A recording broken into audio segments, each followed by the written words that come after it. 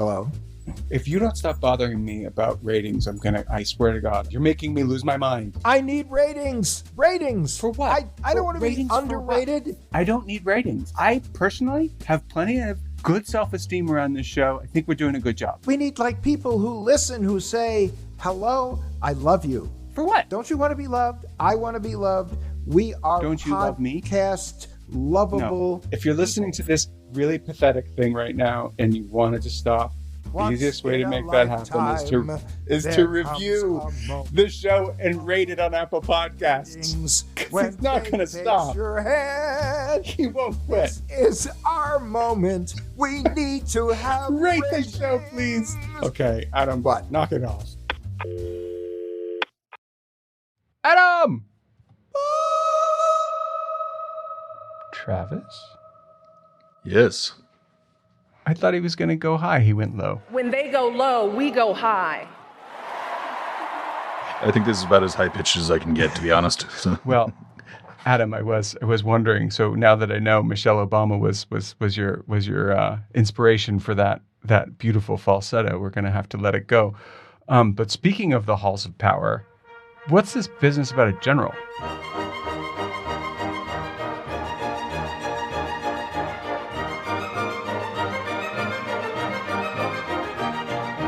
Can you believe it? Like a major general. I mean, this is the commander of the Army's Maneuver Center of Excellence at Fort Benning, Georgia.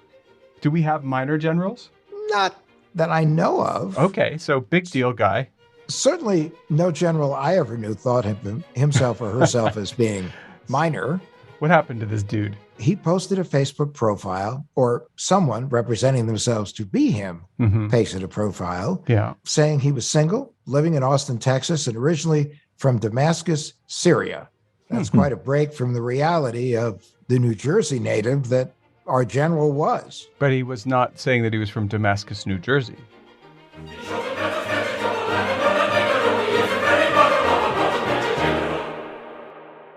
So this was really, once again, one of those scam profiles.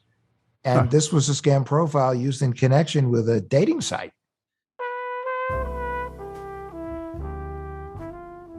And, there are a number of people that think it's cool to use a name and a photo of a military leader to create a fake profile, and especially on a romance site, because women do love men in uniform.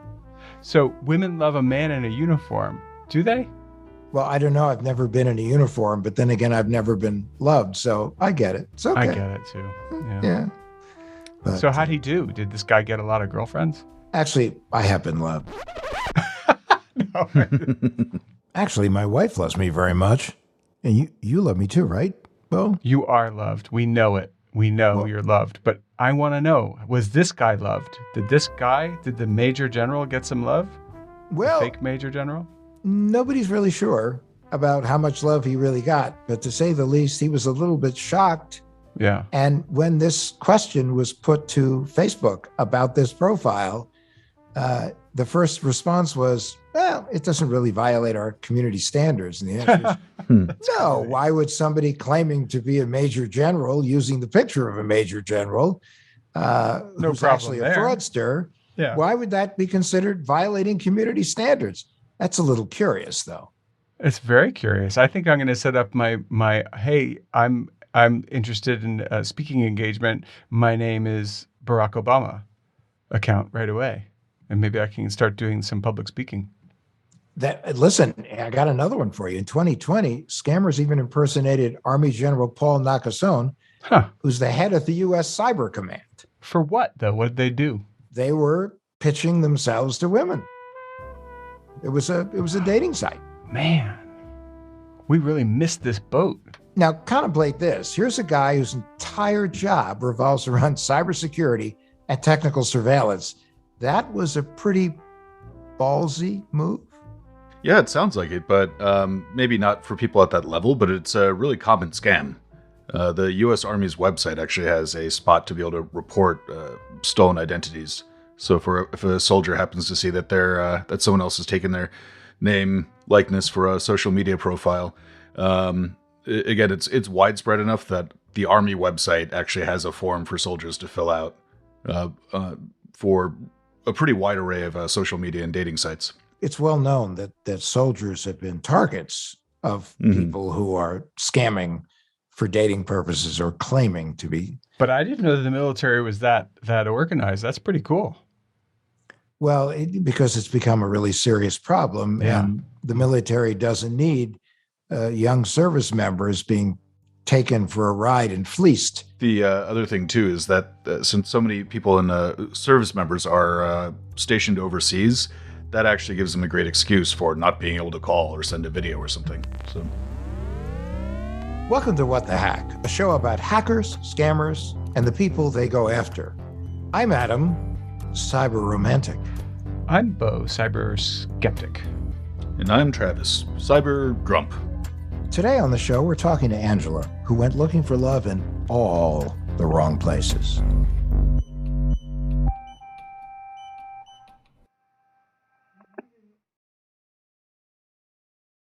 This is Travis Taylor, resident tech guy and What the Hack with Adam Levin.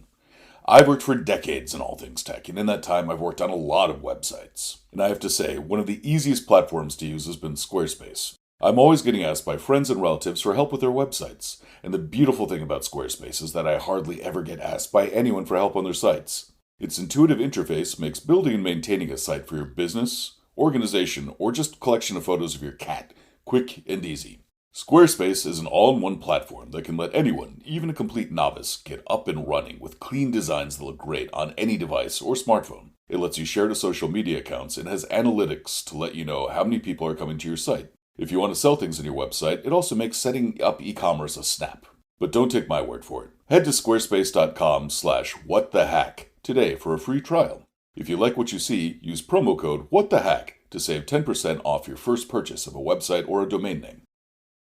Bo, Travis, and I created What the Hack with Adam Levin to share stories and provide the tips and tools necessary to better protect you, your family, and the nest egg you work so hard to build in a world filled with scammers, phishers, and identity thieves who are working around the clock to take it away. Our sponsor, Policy Genius, also works around the clock to protect you and your family by better educating you about the life insurance options available to you and giving you the platform to apply for the policy that best suits your needs. Policy Genius is your one-stop shop to find and buy the insurance you need. Go to policygenius.com, click on the link, and answer a few questions. In minutes, you can compare personalized quotes from top companies to find your lowest price. You could save 50% or more on life insurance by comparing quotes with Policy Genius. The team of licensed experts at Policy Genius will help you understand your options and apply for the policy you want. The Policy Genius team works for you, not the insurance companies. You can trust them to offer unbiased help and advocate for you at every step until you're covered. Head over to policygenius.com right now to get your free life insurance quotes and see how much you can save.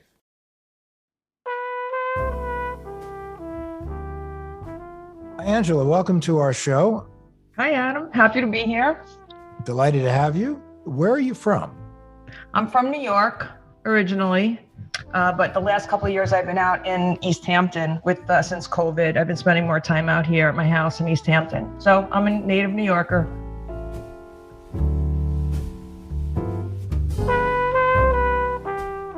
So anyway, Valentine's Day is coming. It's a time when certainly a lot of people try to connect to other people, and it's also a time when people try to take advantage of people. And we understand that you have a story that might fit right into that scenario about how you started your online dating career and, how it went and how you sort of ran into this particular person. All right. Well, I never made a career out of it. I think I wasn't good at it, but yeah, how it started was, I don't even remember the app that it was because there are so many out there, but I remember it was a Saturday. I was in my loft in the city and it was like a Saturday morning and I was just like kind of, surfing around and connected with somebody. And then we like immediately started WhatsApping, we went on to WhatsApp, and that's like the tell number one that I've kind of learned, like in hindsight, when people want to get off the app. Right. So basically, we got onto WhatsApp and we were chatting, and it just like, honestly, we were chatting, we were just going back and forth, and we had so much in common, and we really connected, but it was only through, there was no voice at this point. We were only texting. So felt super connected. And, one thing led to another. And then I'm almost like swept up in it. And I'm like, oh my God, this is the one for me. And, which I don't know. But I remember I had a friend, she was so funny. She's like, all right, wait a minute. She's like, have you spoken to him? She's like, have you met him? She's like, I think she was like, she realized what might be going on, but she didn't want to kind of, rain on my parade. Is this the first person that you dated online, or were there a number of people that you met online? And were you happy with the quality of the people that you met online? Yeah, no, I'm not. No, definitely not. No, I haven't met that many people online. I have to say, I haven't met that many people with online dating, and online dating I'm not happy with overall. I find it disingenuous. I find it a lot of people that aren't really themselves, and people that don't actually want to connect and meet people, or want to stay on text and not actually physically meet, things like that. So, I mean, as far as online dating, I have not had success with it. I have friends that love it and have gotten married, and, a couple, in fact, and people that it just really gels with them. And for me, it's just, I'm like an online dating dropout. I've been married once and divorced, and it was really hard to, meet people when you're married to your job. It's a little bit difficult. So that was why, but I don't think I've ever taken online dating seriously. Like, I don't, I remember I would have friends that they're like, you have to make it like your second job, and you have to, it's like, you have to commit to it. It's not something that I've ever felt like, I don't know. It just wasn't something that I could commit to. I have a hard time committing. I can't even commit to a dating app. Was your profile a work of art? No, it isn't. It wasn't. No, it's funny. It's funny you say that. No, I have a friend who, like, years ago, I remember, maybe like 15 years ago, I remember she was trying to meet somebody, and she actually met with a man who basically will write your profile and will take, this, people do this, they write the profile for you, they take you out and take photos and professional photos and things like that. There's even a high touch service where they'll even talk to the person for you the first couple of times. And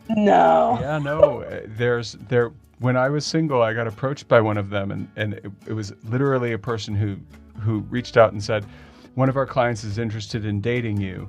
We'd just like to do a preliminary interview. And they actually do the outreach. I think it costs something like $20,000. Oh, wow. Well, you know what? It's ridiculous. So it's endless how much work it can be. But you didn't want to do it as you didn't want to do it as a second job. No. Did you have to verify who you were? No. And this was a while. This was maybe, I don't know, maybe it was this was years ago, up to 10 years ago, maybe, or 8 years ago.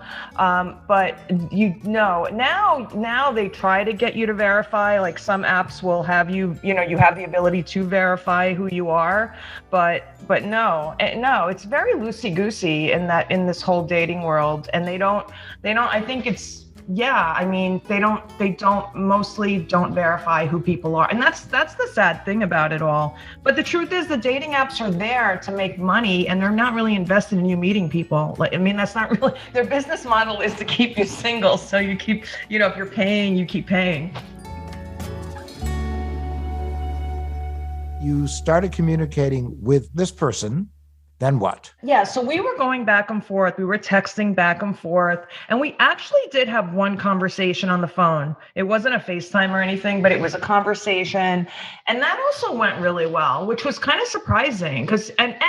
Well, the thing was this. He said he said he lived in Tribeca, and I live in Soho. So in New York, that's downtown New York. So he said he wasn't in, he was overseas for a project. That's another tell, just so you know.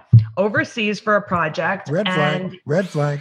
red flag. And then he said, well, I didn't, but at the time it was like no flag because I didn't get the memo. So anyway, but it was weird because he looked, the pictures were amazing. He looked really, you get the gym shot with him with the weights, and he had a good body, and he was really good looking. And he said he lived in Tribeca. And I remember I even said what building, and he even mentioned like a building in Tribeca that he lived in that was legitimately a building in Tribeca.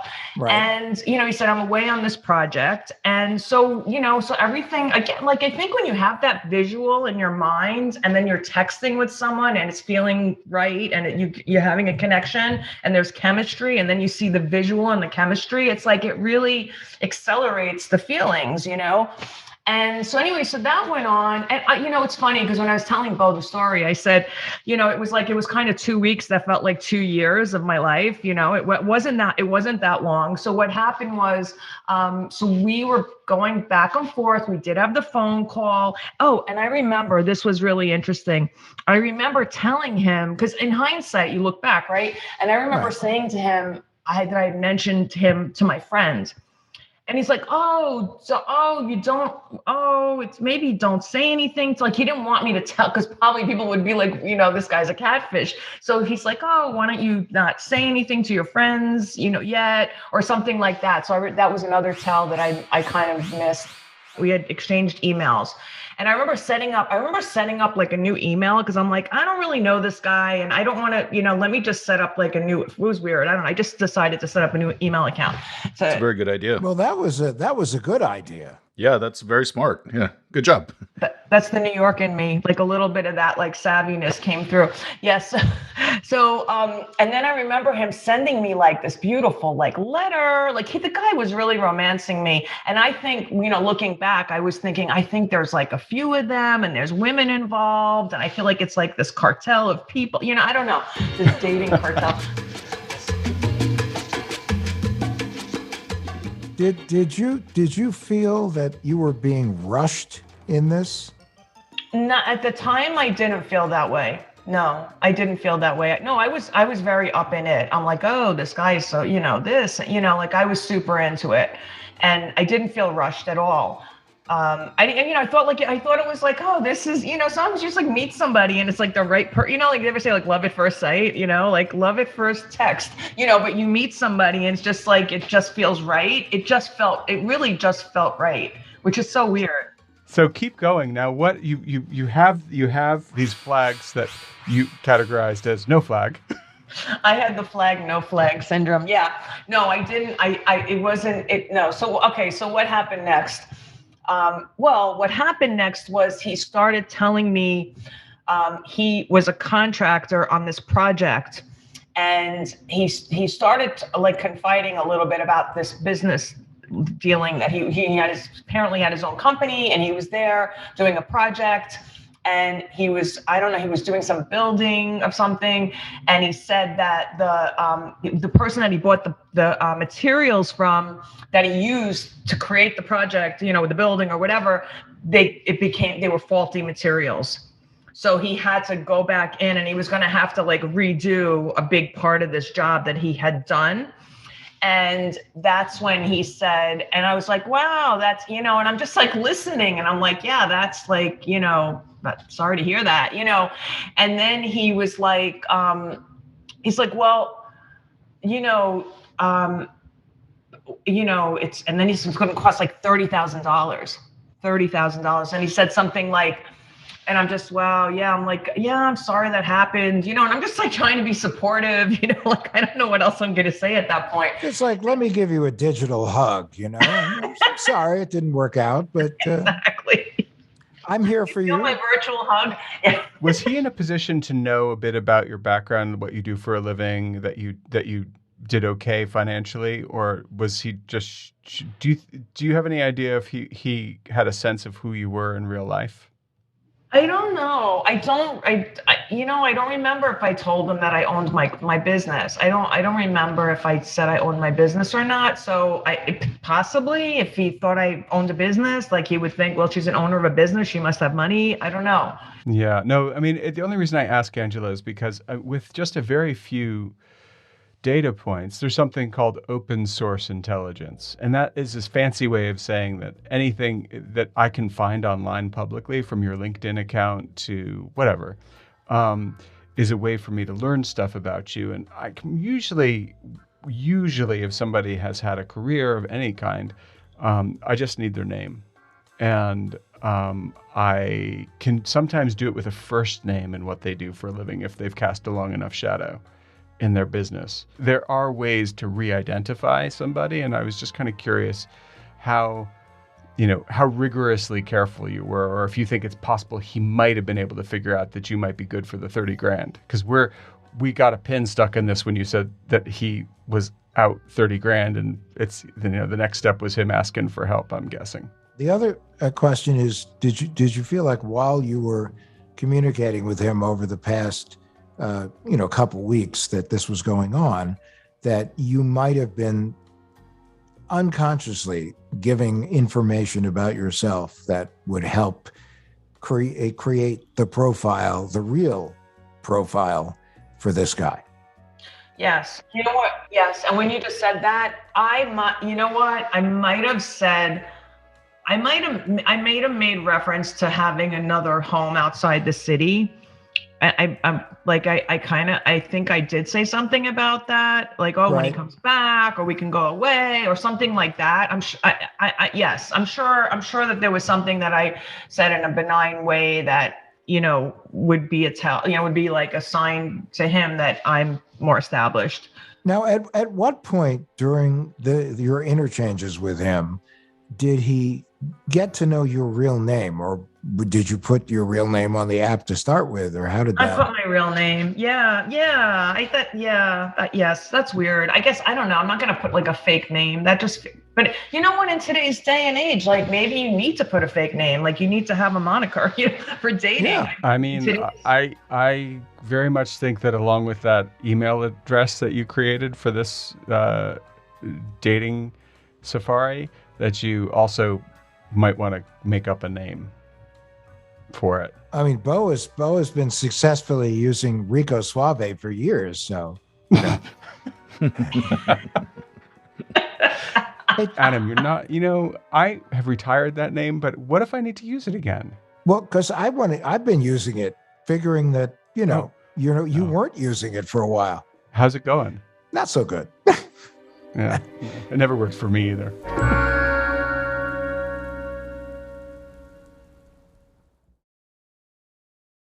Today's episode, it's sponsored by Honey. It's a shopping tool that scours the internet for promo tools and applies the best ones to your cart when it finds them. For me, I just bought some rubber shoes so that I could walk around in the mud more comfortably. And I went to a site and they asked me if I had a promo code, and I did. But it was because I wrote it down and I had to type it out. Well, Honey does all that work for you. It even finds it. So has Honey saved you money, Honey? Yeah, Honey saves you money. That's the thing. They support over 30,000 stores online. Travis, how does this stuff work? Is it really invasive, or is it pretty chill on the privacy front? On the privacy front, they're great. Their privacy policy says just outright that they will never collect and sell your data, which is great to have it be listed that in such basic and simple terms. But their revenue model does not depend on collecting your data like a lot of other services do. So their bona fides for privacy are great. Honey has found its over 17 million members, over $2 billion in savings. If you don't have Honey already, you could be really missing out. It's literally free. It installs in a few seconds. And by getting it, you'll be doing yourself a solid and supporting our podcast. Get Honey for free at joinhoney.com/WTH. That's joinhoney.com/WTH.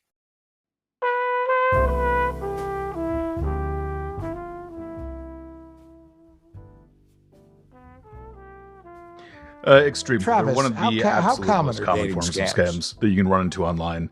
And I think a lot of the reasons why they're relatively easy to set up are some of the things that we're discussing right now, where it's not that hard to set up an identity online. It's not that hard just to take someone else's picture or their name, get in contact. I mean, really the entire nature of going onto a dating site is you're trying to open yourself up to somebody else and give them information, let them get to know you. And from a scam perspective, that is just exactly what they're looking for. They can get a lot of valuable data, and also provide if they feel like that you're emotionally connected to them, then they can exploit that to try to get money. I think one thing too that a lot of people overlook is it's not really just a question of like one person running one scam at a time. There's a guy in the UK who was arrested a couple of weeks ago on 670 counts Whoa. of romance scams. I'm exhausted. Man. Yeah. Wow. He really must be. No, I did a show a while back. There were two women. They were both caregivers, nurses. Each one was scammed for over $60,000, but they paid. And it was, a very gut-wrenching experience for them. And so what happens also is that depending upon how open you are on social media and how close your profile is to your social media profile, you run the risk of people who will research people, and then they will pull on their heartstrings based on their areas of interest. And like when you're dealing with two caregivers, you're dealing with compassionate, caring human beings. And, you play that card, because these folks will play whatever card they can get wherever they can find it in the deck.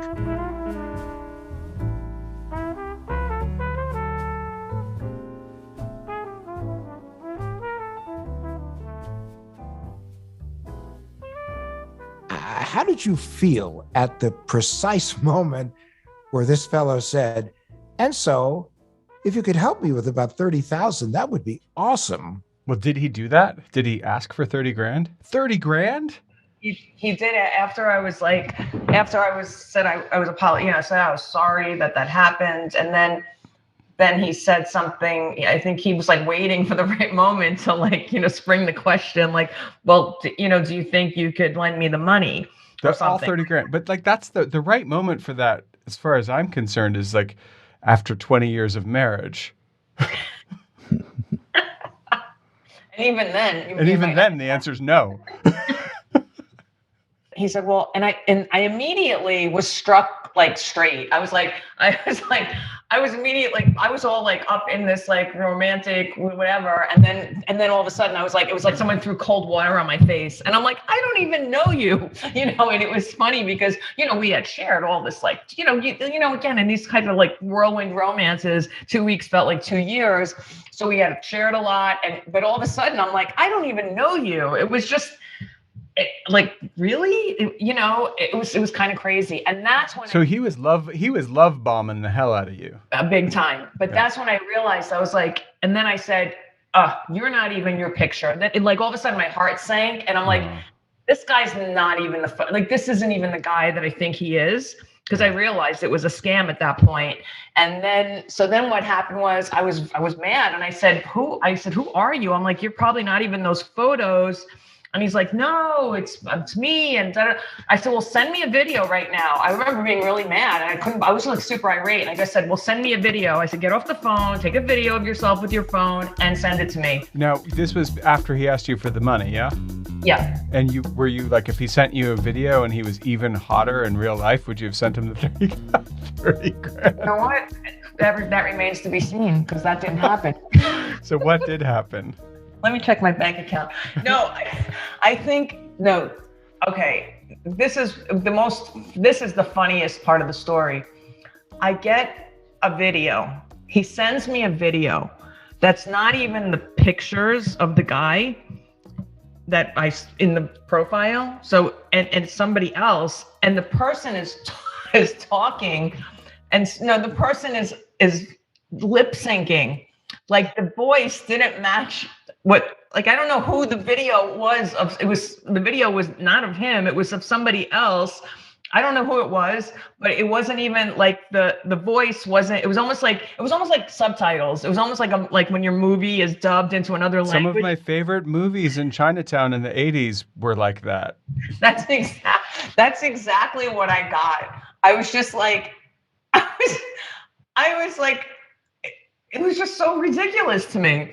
I was like, how could, and I just remember being like, I just texted back. I was like, I'm just like, that's sad that, I thought you were somebody else, and this is just whatever. 30 grand.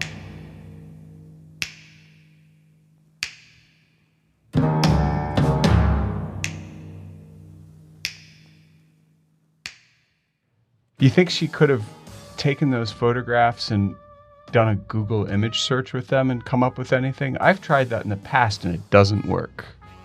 But I'm curious, is there some way to, if they were stock images, obviously, they might have popped up. Yeah, you can try to do a reverse lookup, but it is trickier when you're dealing with a human subject. Well, Google has, if you go to Google image search, there's a icon of a camera in the corner, and you can just drag an image into the search window and click search, and it will, that's what you're talking about. I don't really consider that a reverse lookup, but that is not going to work with humans because it'll just give you other smiling men.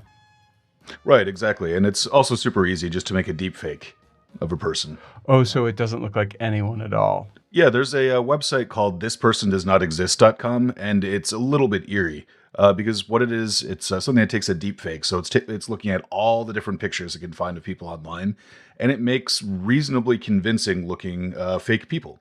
Usually at a high enough resolution that if you just hit refresh a couple of times, you can say, "Oh, that person looks handsome." Then you can just put that on your social media icon, and that photo, since it's unique and uniquely generated, would not show up if you're doing a lookup for that one picture, that one person. And can they put that head on like the same person doing different things, or is it just the one photo? It's just the one photo, but there's deepfake technology that can let you do a little bit more than that.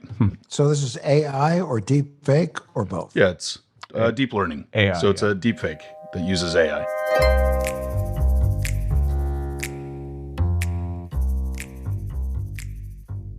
How'd you feel about online dating after that experience? I got off of it. No, I got off of it. And I'll be honest, it's like I'm single now, and I go on, and I just see all fake profiles. That's all. I feel like I'm a fake profile magnet or something. All I see are fake profiles. Like, cause I know what to look for. I know, and the person is always asking about, like, how are you and what are you like? Men are not like that. They want to talk about themselves. They don't care about how you are. No, but it's true. It's no, like. So the only way, so now you've just given valuable instructions to a scammer, which is like be a narcissist, and then you'll get through the catfish detector. Yeah, exactly.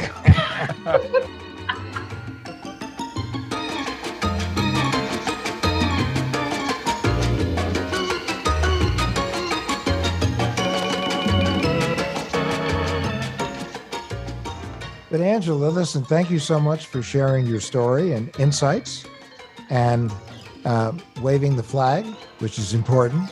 We need to have a lot of flag waving here. Thank you very much for coming on and sharing. Well, thanks for having me. It's been a lot of fun and not too painful thinking about. No, I'm kidding. Thanks, Angela, for coming. Thank you. Thanks a lot.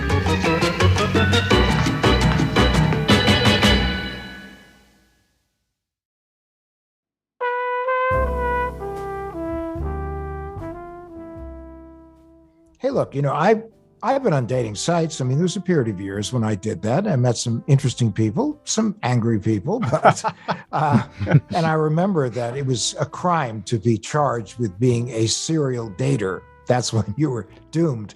But with like Special K or Rice Krispies or. Well, I was trying to figure out which cereal, but it's sort of like it's like. All you do is date. You never commit to anything. But did you ever do? You were never, as I recall. I think that you've been in a relationship since the advent of the smartphone app dating sites. Oh, absolutely. Plus when I originally did dating back in the 1800s, it was just sites. It wasn't. Well, really there was just a apps. Yenta, correct? There was. That's correct. So, Travis, what about you? I haven't been single since 1999, actually. Whoa. Yeah. So I'm a bit of a But lifer. boy, did you party like it was 1999, right? I've been on them, and they are kind of there's only one word to describe it, which has to be bleeped, which is show. They're kind of nuts, and I thought that Angela did a pretty good job, all things considered. I think so. I mean, at least she can now tell you what the red flags were But the important thing is when it came time for the race to start, Mm-hmm. she didn't fall for it. As a matter of fact, she pretty much threw cold water on it.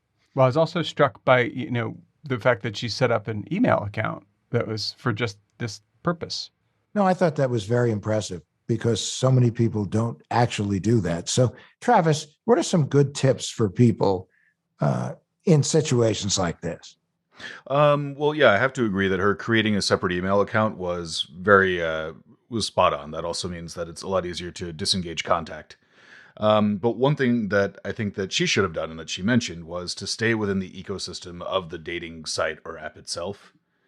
Because once you start giving them access to, say, your cell phone number, how you are on WhatsApp, that's actually easier for them to find out more stuff about you. And it's harder to cut them off if you end up finding out that that's a scam. Staying inside the app is fine, but I will tell you that this is essentially a con job, right? Really, this is an ultimate con where they pretend to be somebody they're not, and they can do that within the app, inside the app or outside of the app. It doesn't really matter. They can, but it's easier to report. Yeah. No, you can get them banned, but if they've set up serial accounts, not But Rice Krispies, not Raisin Bran accounts, they can just jump to another one, I think. But it doesn't seem to me, this is the same situation, Adam, as Instagram not recognizing that a potential fraudulent logon when they easily could say, oh, this IP address is not the right IP address. It seems like the dating apps, all of these apps, none of them are really in the business of catching threat actors. They're in the business of the business they're in. I think, though, that with the kinds of problems that have arisen from these dating apps, that at some point they're going to really have to focus on more privacy and security, which is kind of tough when people want to get to know each other and will inevitably be drawn off the app. Well, we should just start a new app, Adam. Remember the dating game? Yes, That would be the way to do it, right? Because you couldn't see who you were talking to. this is true. We should do that, I think. But part of the problem is when you can't see who you're talking to. Well, but the host can. You could see them, Adam.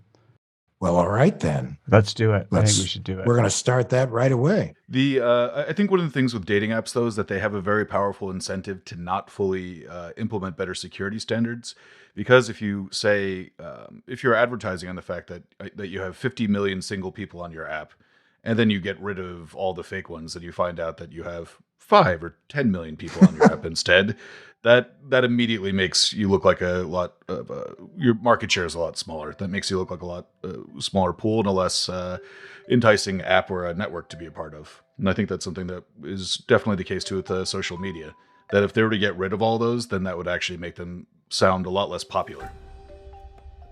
Okay, so guys, there's also a whole family of apps that will tell you when somebody's nearby so that you can hook up. And they are usually a little more get right to business oriented apps. And I'm not going to name them by name, Grindr, Field.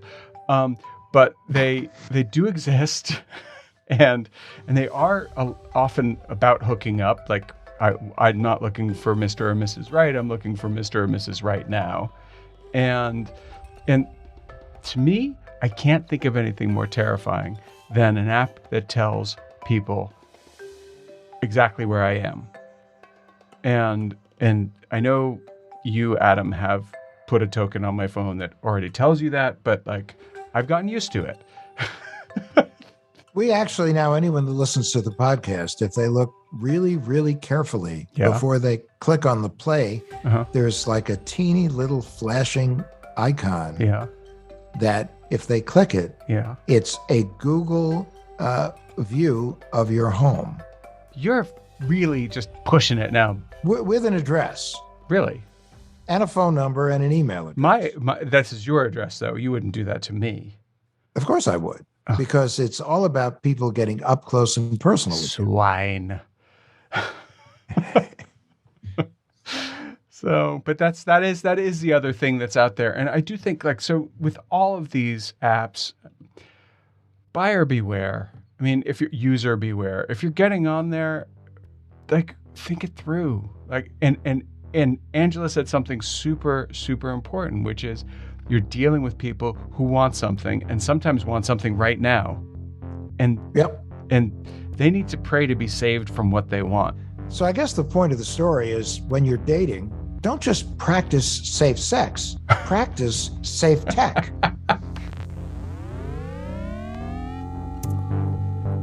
Hey, if you like What the Heck with Adam Levin, you can do us a favor.